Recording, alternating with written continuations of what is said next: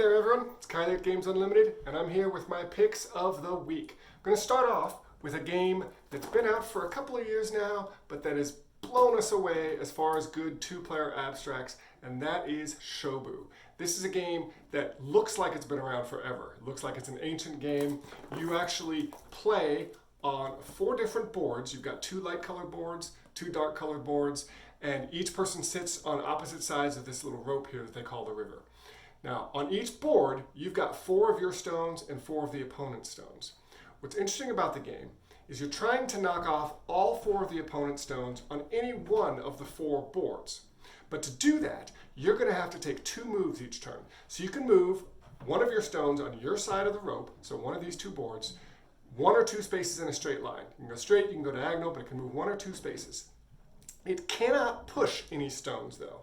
That's what your second move is for. Your second move, you get to move a stone identically to how you moved the first stone, but it has to be on an opposite colored board. So if I took a stone from here and pushed it 2 spaces forward, I could take a stone on a light colored board, either this one or this one, and push it 2 spaces forward, and that is allowed to push another stone. So you can push your opponent's stones off of the board.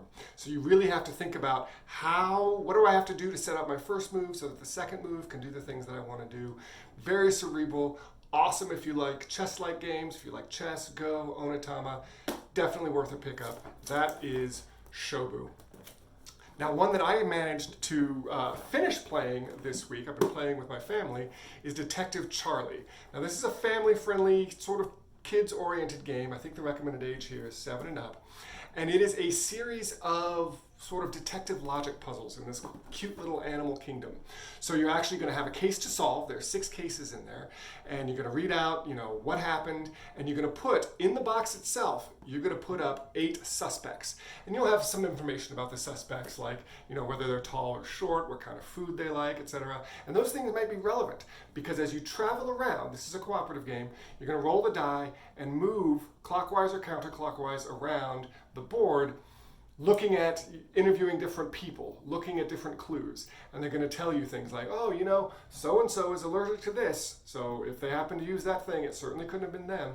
And you need to eliminate suspects until there's only one left. And that's the person that you're going to think actually committed the crime or the problem that you're trying to solve. They're not really crimes. Cute game, 6 different cases. I've played through all 6. Each game is about 15 or 20 minutes. A great one to really get the kids involved in. It's very easy for the grown-ups. We've got the sort of deduction that it's focusing on down pat.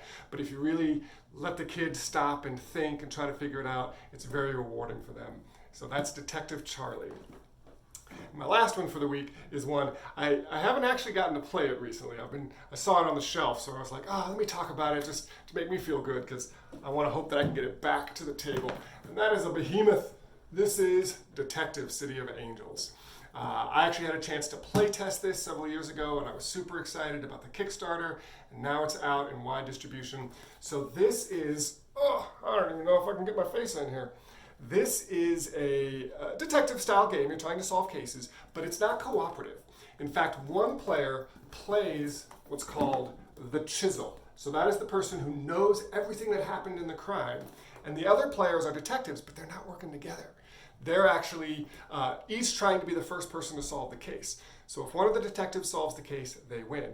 But if the chisel can make sure no one has solved the case in a certain amount of turns, the chisel wins. And what's interesting is that when the detectives go and interview suspects, the chisel will be answering their questions. It uses this pretty innovative grid, I don't know if you can see here, but there's like a list of questions that you can ask the suspect, and the chisel will have a choice of answers. Now, one of them is the most truthful answer, but the chisel decides whether to give that answer or to give an answer that might lead them down the wrong path, give them a bit of a red herring.